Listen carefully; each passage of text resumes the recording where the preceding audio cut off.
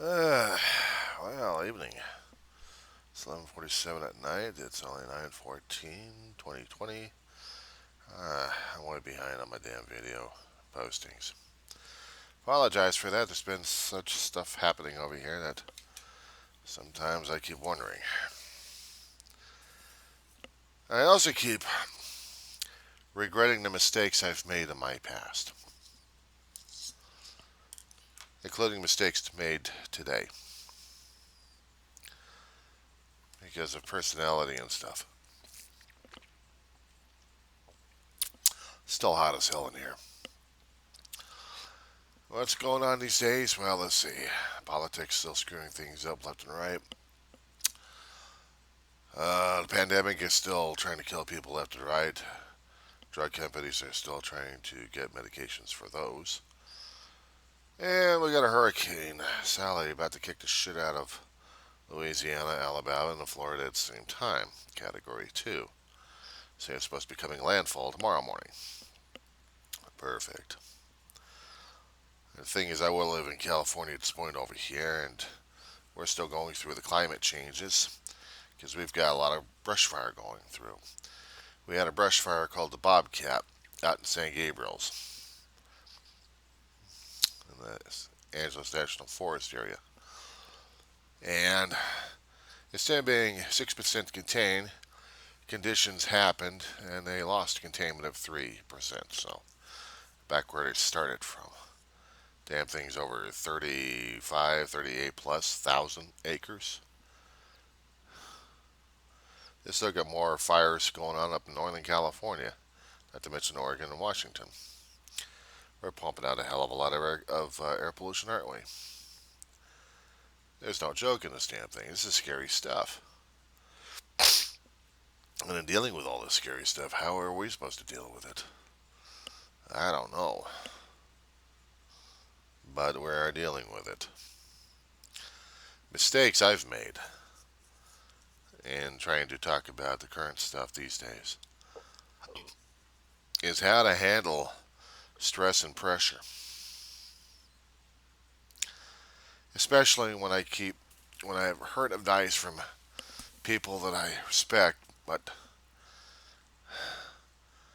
allowing personality and personal feelings to get involved.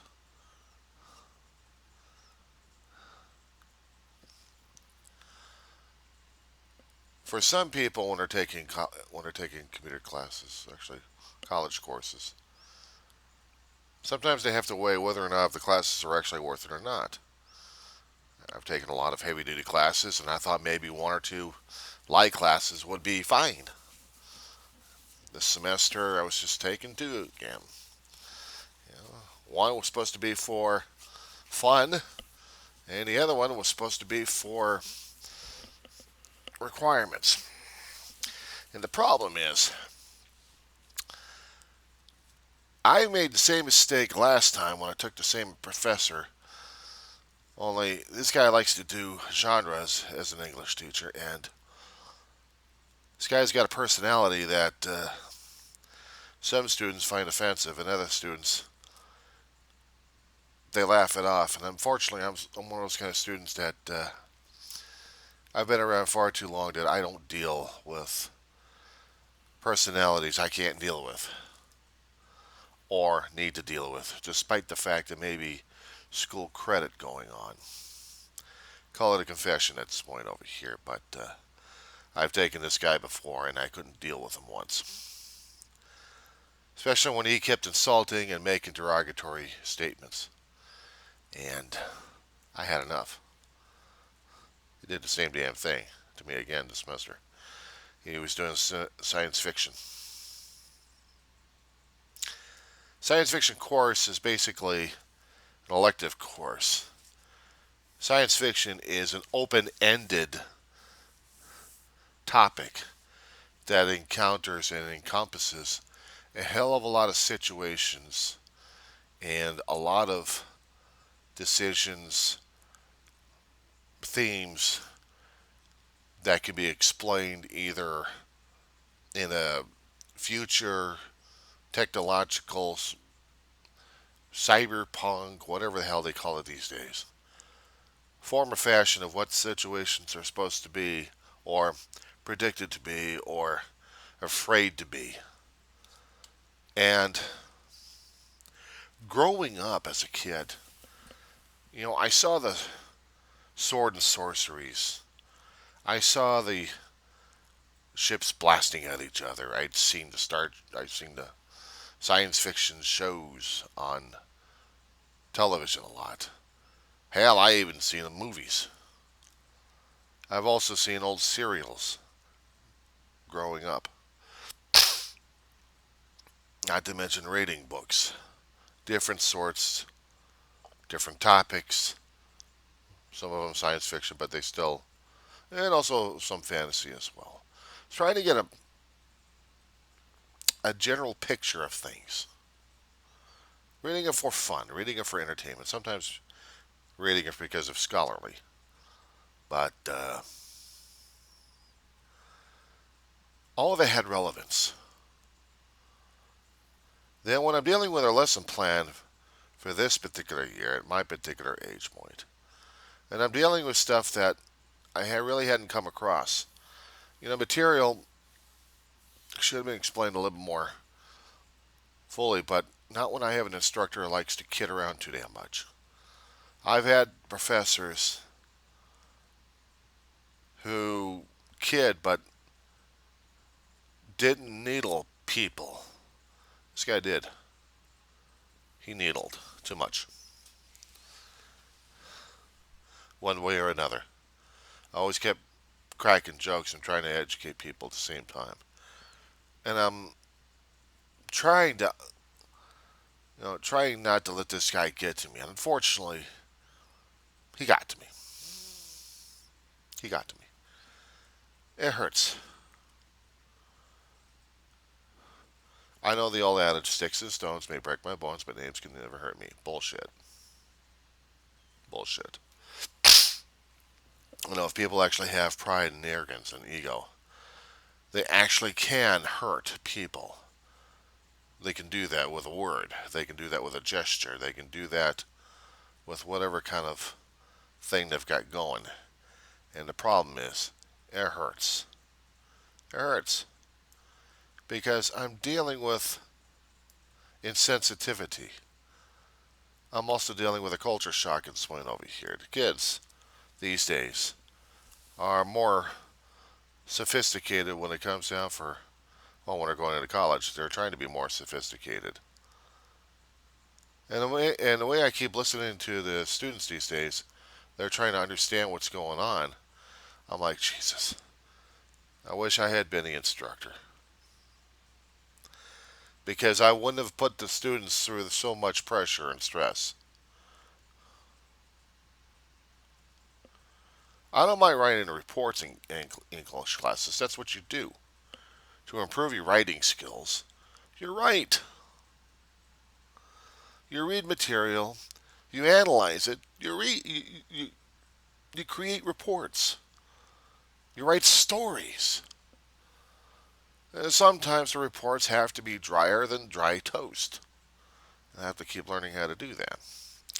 I like to keep putting jam and jelly and everything else on the damn toast so you can make it more tasty going down. So that way you're able to digest the material. But some people, some professors want it dry. This guy's not even putting it in the toaster.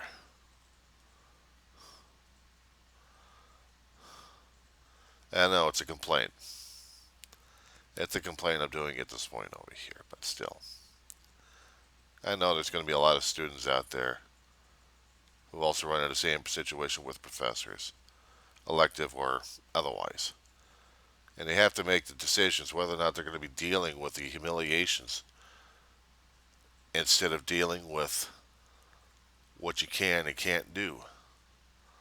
When I'm listening for all the damn humiliations from this guy, and he thinks he knows better than everybody else, I'm thinking, he don't know diddly shit. He may have been a published author at one time, but he really hasn't continued to work. And if he has, I hadn't seen anything out there.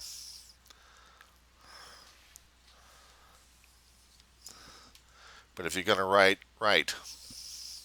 If you're going to go to school, learn. I took off one particular class just so I could focus on the needed class, not the elective. It makes me, well, I put myself in a delicate situation when I took the class in the first place. I thought I was going to be able to deal with him again. I was under the illusion that it was going to be better this time, and I was wrong. First time should have told me everything, and it did. But I was hoping maybe this guy would be able to be different in a different class, and apparently not. Still same thing. And I can't deal with that kind of level of unprofessional. I can deal with a professor having a little bit of levity, a little bit of brevity every once in a while, but when he's constantly trying to be your best friend and joking around like crazy instead of being a professor, I'm sorry. I don't deal that way. I don't learn that way.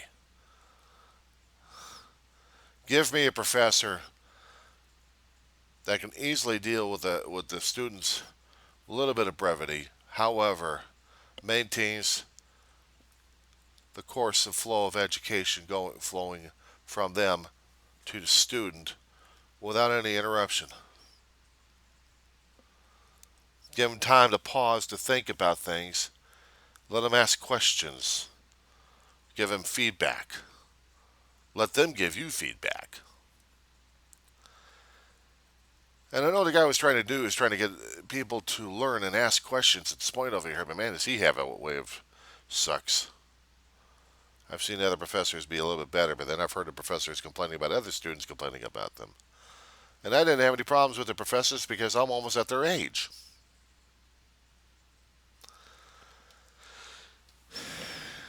And when I'm looking at a professor who's almost chewed similar dirt like I have, but really hadn't paid attention to what the hell was going on, shit, I got a problem with that one. As I said before, I grew up in a material that I was trying to learn something about. I don't know nothing about cyberpunk or necromancy or neuromancy, future tech, future wear. At least not what they're talking about these days or trying to talk about. And there's a lot of good authors out there who are about my age bracket who are writing stuff about this one for 20 or 30 years that I hadn't even heard about, or even 40 years. And they're covering bases left and right and showing movies left and right what the future may or may not be. Dystopias. Dystopias. We're talking about societies that seem to be more screwed up than ours right now as it is. Case in point, Terry Brooks, well-known fantasy author. Decades he's been going over the Shannara series. For decades he's been publishing novels after novels after novels, bestsellers like crazy sometimes. And he wrote this wonderful world of the Shannara series, an aftermath of what happened when Earth tried to kill itself, and then the societies build up afterwards, and you have the dystopias, these different kingdoms and different lands, and how they interact with each other and how they relate with each other. Or try the Mad Max worlds that we were watching back in the 80s. Better yet, how about going backwards in time when you have the computers trying to kill you? Mad computers trying to kill you. And you have different serials, you have different anthologies out there on television trying to explain things to you. The basis of it. When we started building the computer age, we already had the writers asking more questions about the computers and about the consequences of those. And what about the technology that's involved with them if they're going to be interacting with a human being? We had a lot of anthology shows. We had a lot of books copying from each other. We have authors trying to borrow, beg, and steal. but just enough to get away with things. If you're a great author, you're stealing from everybody. Basically, writers are thieves of ideas. Everything gets to be recycled. There are maybe some little things here and there that maybe seem new, but they're being recycled left and right. I mean, we come up with the computer age. We already had something like a computer a long time ago, back in the ancient times, but we never wrote stories about it. And if we did, we already lost stories about those in the Great Library of Alexandria when she got destroyed centuries ago. What a loss. So then we head into the Dark Ages these days, and we're still in the Dark Ages these days right now.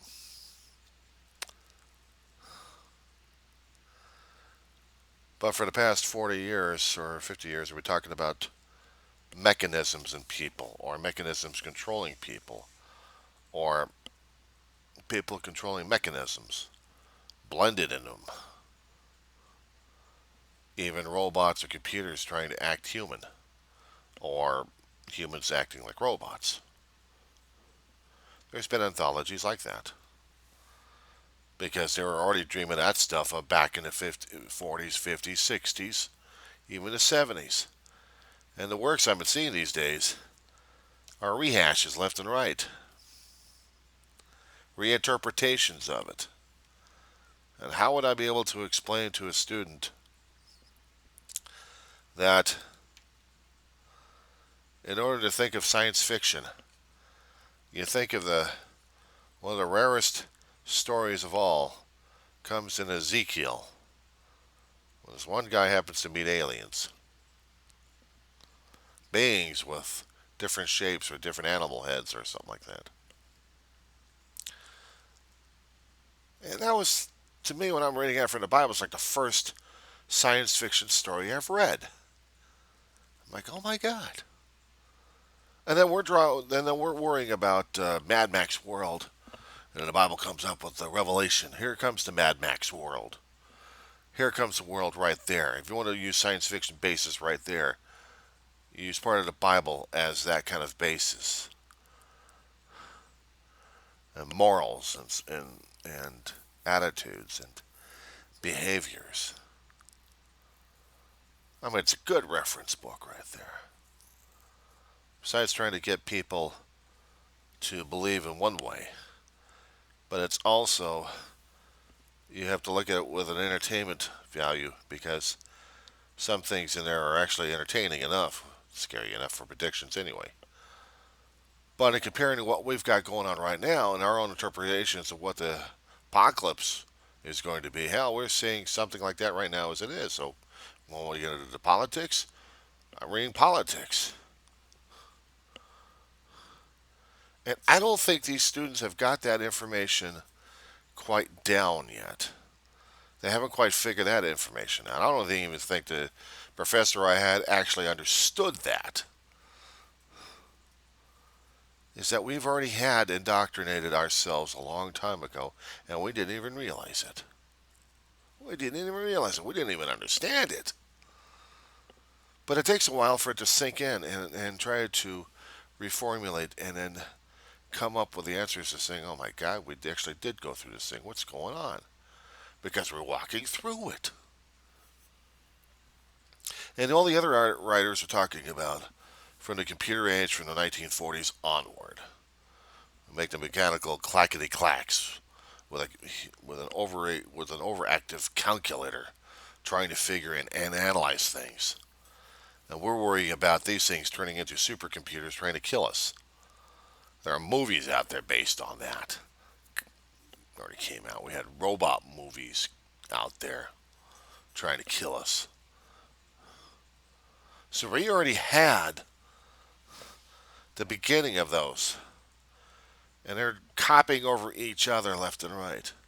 And that's why I'm saying, when I'm saying the stuff today, I'm like, it's recycled. I mean, we're talking about the current values and the current things going on right now, but it's recycled because we've already talked about it a while ago. You just have to research that information. And the books that my professors was bringing about, some of them are pretty decent. They came out within the 80s, 90s. And I'm looking at the stuff, I'm like, this is recycled. We're talking about a robot trying to figure out if he's alive or not. Somebody else has already written something about that in the cyberpunk world. Or you're living in an alien colony and you're being sold as a slave. Again, that's also been talked about. It just never bothered to do the research. And it's all what you need to do is just research, research, research. Because some of the stories are already out there. And I was fortunate enough to read stories like that in magazines and get a book every once in a while for it. But they were pretty damn interesting. Well, some of those writers actually made some money off of them too. How many magazines they sold? Well, their stories are in there. It's getting their popularity going. And that was the way to do it. I was born way too late, I think. Way too late. Because I can understand where they're coming from. I can understand the genres. I can understand what their mindsets were. And then you had T.S.R. Eliot, T.S.R. and coming out with the Dungeons and Dragons and role-playing fantasy stuff. A lot of people was new, but I think that was already old. But then again, and you're trying to marry that with science fiction, and then you get other things happening. I mean, I'd seen YouTubes on this one, and it's pretty damn interesting. But did anyone, my professor, actually cover that shit in the first place? No. Was he ever going to? I'll never know now. Simply put, I couldn't deal with a professor that cannot treat his students like adults or as students. When I have a professor trying to be a buddy buddy and then trying to educate you at the same time, still insulting another person here and there, trying to make it into a joke, I'm sorry. I have torn myself apart over this damn thing and I've lost sleep over it. But I had to talk about the situation because it matters to me. And maybe it'll matter to somebody else down the road. I hope so. Because these materials, in dealing with people like that, you have to know when to deal with it and when to walk away. Just how much of your pride or how much of yourself are you willing to give to some other schmuck just to get a good college grade? I'm sorry. There's just some lines I have to draw at this point. And this was one of those. If I was actually able to educate students on the importance of education, of importance of going to colleges, I would have to warn them that, look, you're going to be running into professors that have the most asinine, acerbic, creepy attitudes that they have towards students. And you have to ask yourself, are you willing to endure the humiliation for the entire semester for that grade? Is your own self-worth worth more than the than the grade that you're trying to go for? And is it an important class or is it an elective class? If it's an elective class, then surely you would have noticed that the class you got into was going to be a rotten class in the first place with a teacher. And if you've heard any horror stories about the professor, well, then maybe they were right or maybe they were wrong. But you're only given a short amount of time before you're actually able to drop without any marks in your grade. I have marks on my grade, and I'm going to have to live with it. I'm going to. I've done it once before and I'll do it again. I'll deal with the short term money. I'll deal with that if I have to. But I will not deal with the humiliation from some son of a bitch who's going to belittle people left and right, including me. I am worth more to myself. And I'm not going to have anybody else put me in that situation. I'm not. I refuse. So that's my pet peeve for tonight. Or should I say in the morning, since it's already past midnight right now. Sorry for keeping you up these days.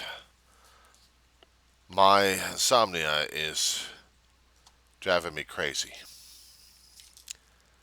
I just wish I had a better way of handling this damn thing, and that's going to be for another taping right there, unless I've already talked about it earlier on. So, y'all have a good night.